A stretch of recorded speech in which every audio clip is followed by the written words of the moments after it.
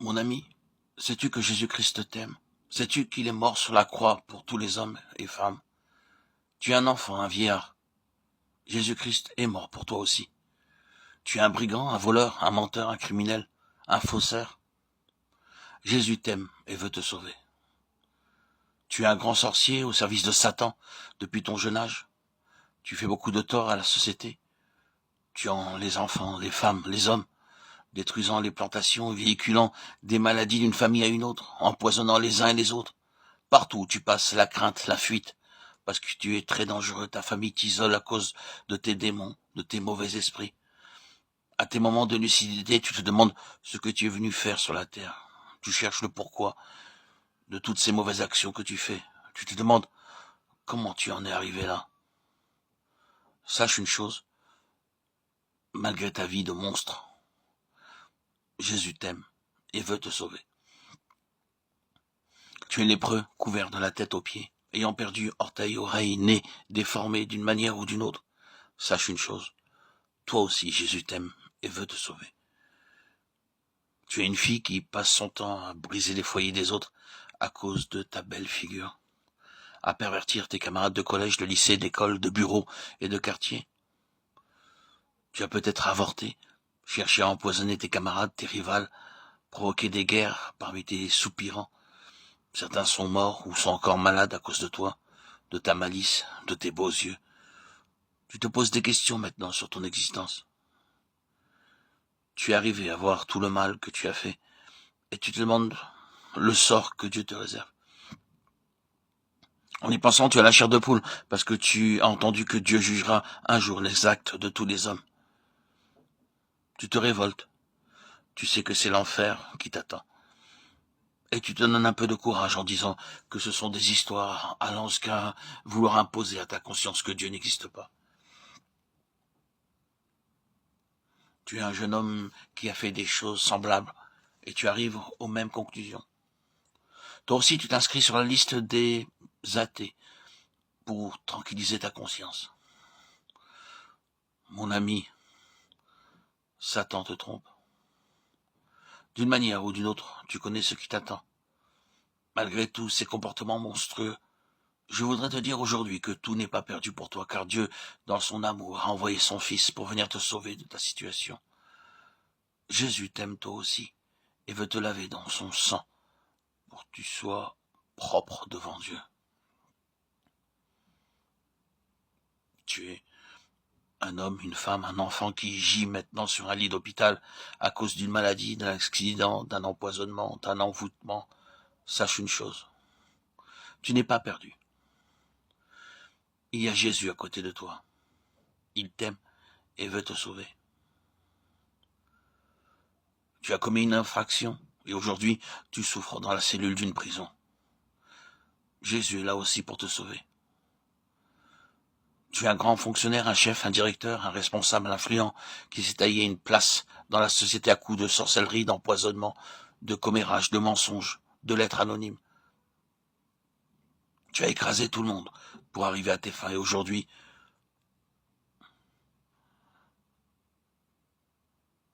ces propos tombent entre tes mains. Sache que ce n'est pas un hasard que tu m'entendes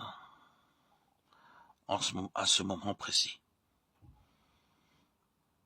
Jésus te dit que malgré tout ce que tu as fait, il t'aime toi aussi.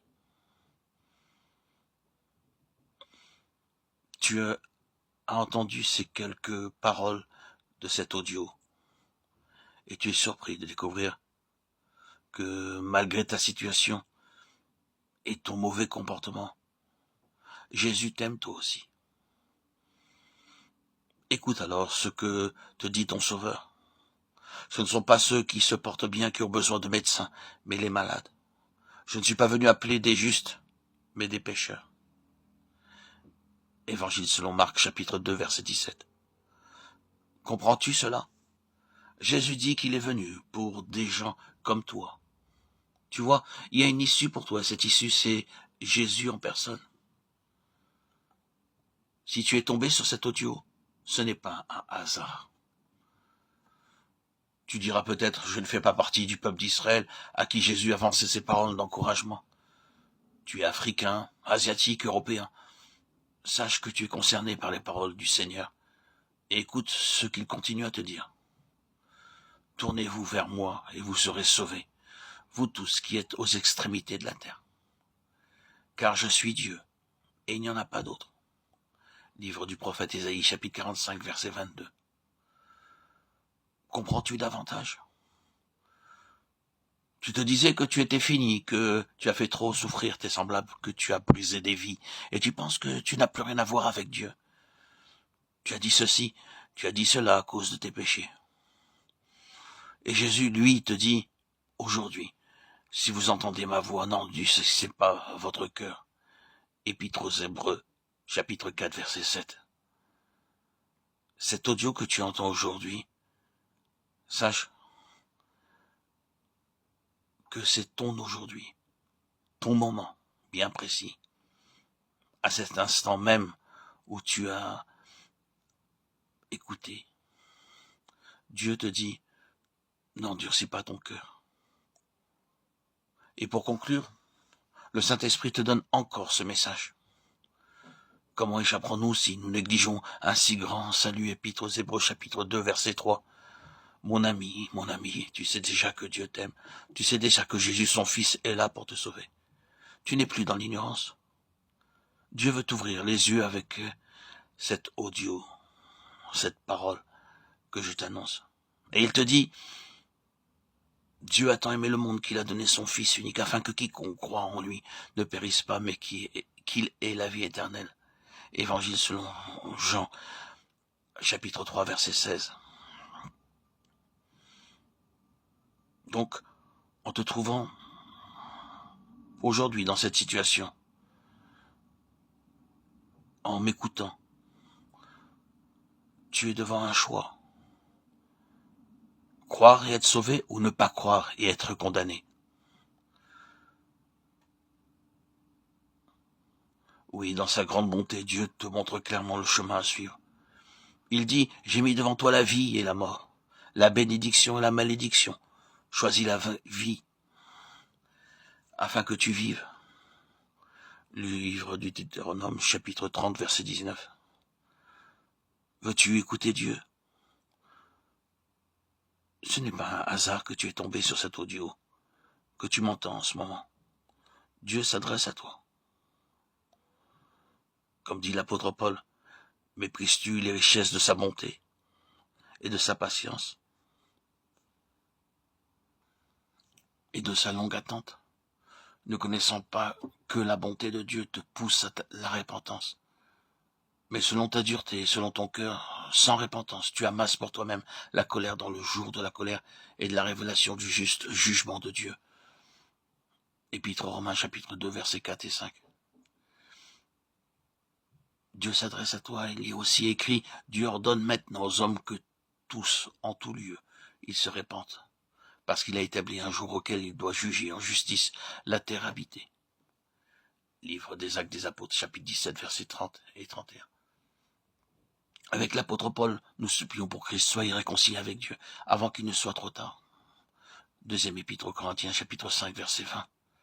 Accepte la réconciliation que Dieu t'offre. Pour cela, tu dois te repentir, reconnaître que tu es un pécheur méritant le juste jugement de Dieu. Mais aussi croire que Jésus t'a aimé et s'est livré lui-même pour toi. Sur la croix, il a subi tout le jugement qui mérite tes nombreux péchés pour que Dieu puisse te pardonner. Le brigand crucifié à côté de lui a reconnu qu'il subissait là le châtiment que méritait tout le mal qu'il avait fait. Mais il s'est tourné avec foi vers Jésus et lui a dit, « Souviens-toi de moi, Seigneur. » Jésus lui a aussitôt répondu, « Aujourd'hui, tu seras avec moi dans le paradis. » Évangile selon Luc, chapitre 23, versets 41 et 43.